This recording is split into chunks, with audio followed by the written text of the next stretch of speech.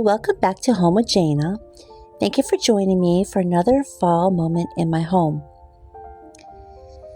Today I'm continuing my fall series with something sweet and right in time for fall.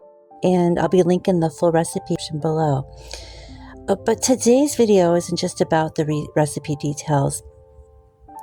It's more about something that's been on my heart lately. Accepting and embracing the role of homemaking in my life, a journey I never expected, but now I fully cherish. Before we dive in, I want to thank you all for your prayers and support. My knee is almost completely better.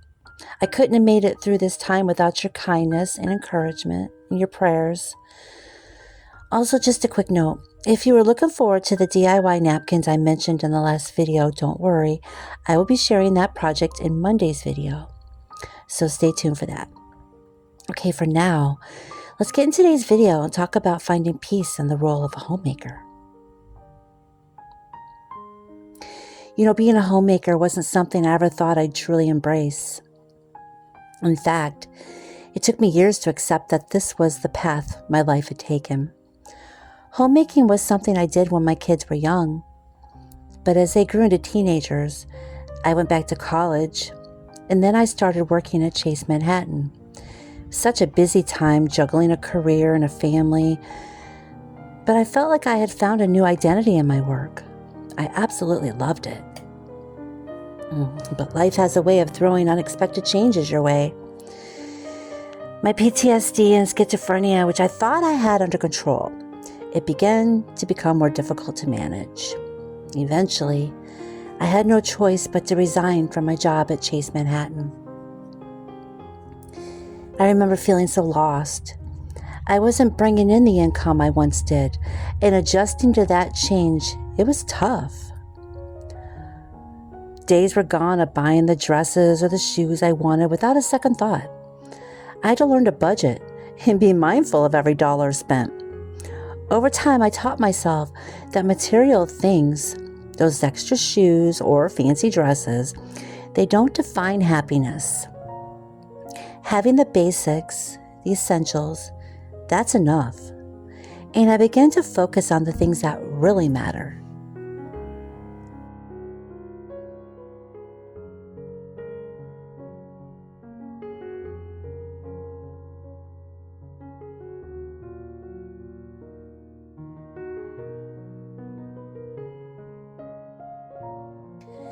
That shift in perspective led me to homemaking in a way I never imagined.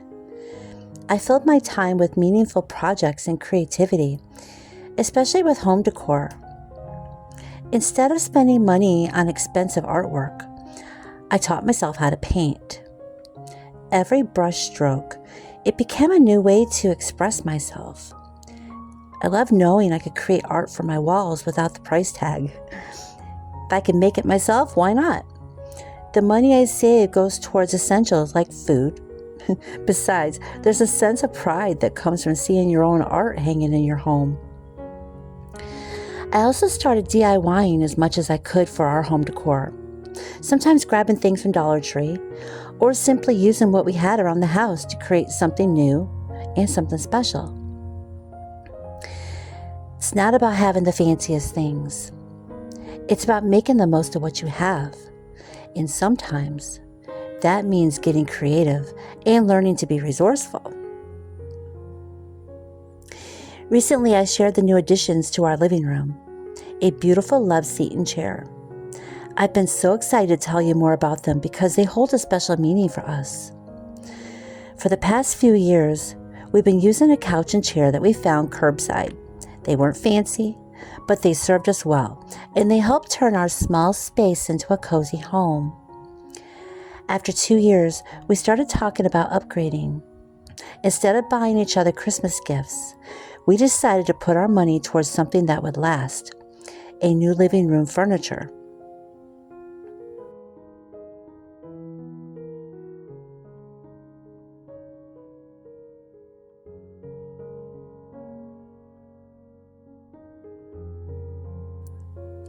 It feels extra special because it's a gift we gave ourselves. Tim has been making more money than I am, and with his hard work, we were able to purchase this new furniture. I feel so grateful for that. The love seat and chair, they're not just about comfort or style. They're a symbol of us making choices together, budgeting, and investing in something we can enjoy for years to come.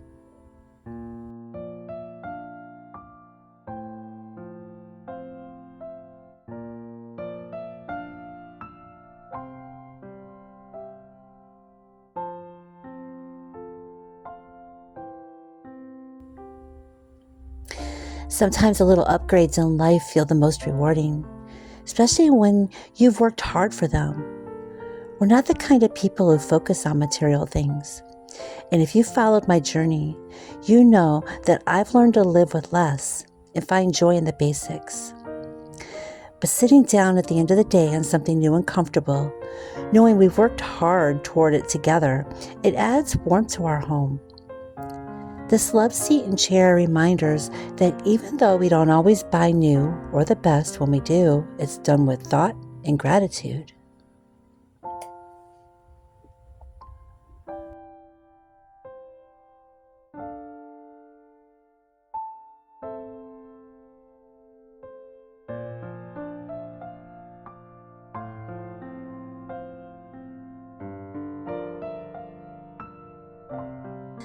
I'll never forget about 9 years ago when we didn't have a bed, only a mattress, and we'd been sleeping on the floor.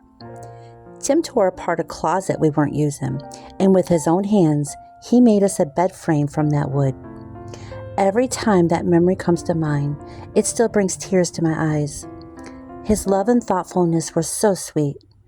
We always managed to make any situation work.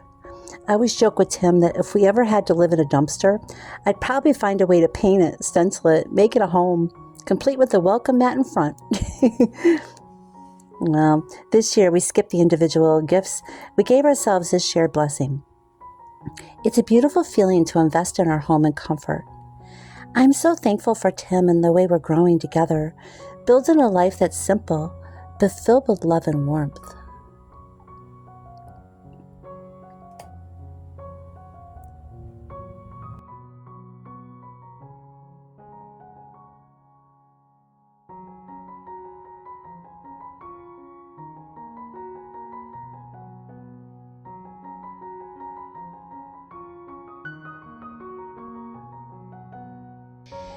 About 6 years ago, we were living in a double-wide mobile home that we were purchasing.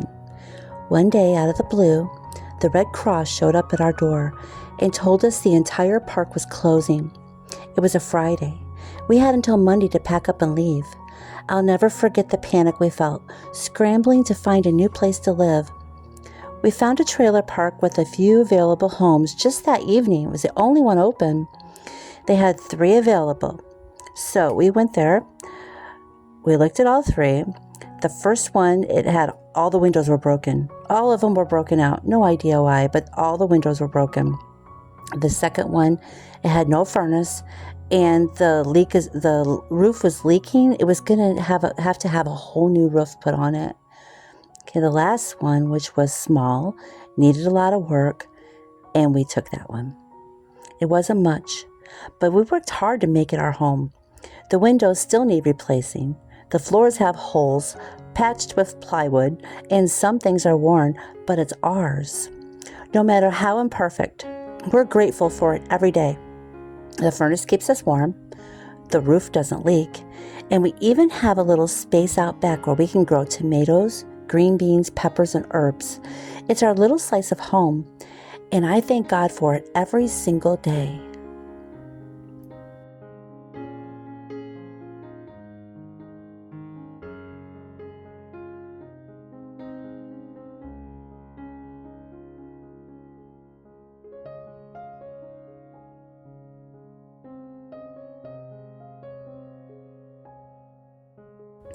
These past few years have taught me it's not about how much money you make, how perfect your home looks, or having the nicest things.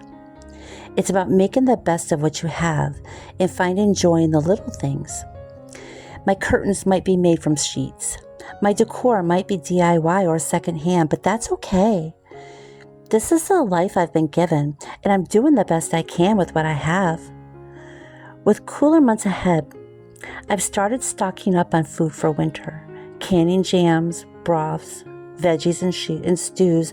There's something comforting about preparing for the seasons, knowing you're caring for your home and family with love and intention.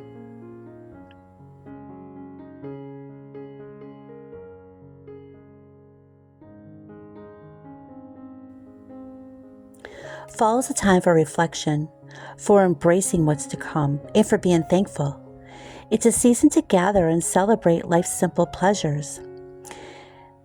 As I bake these fall goodies, I'm reminded of how far I've come in my journey as a homemaker. This role, which once felt like a burden, has become a blessing. I hope that through sharing my story, you can find comfort in knowing it's okay to take your time in accepting your own journey.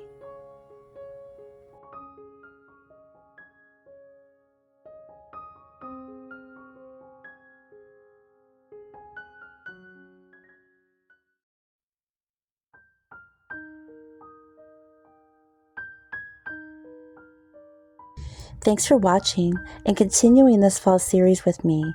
It means the world to have your support, and I appreciate every kind word and prayer you've sent my way. I'll link the playlist for the rest of the series below. Don't forget, our DIY napkin project is coming on Monday, so be sure to tune in for that. I am so grateful to share this homemaking journey with you, and I look forward to seeing you in the next video.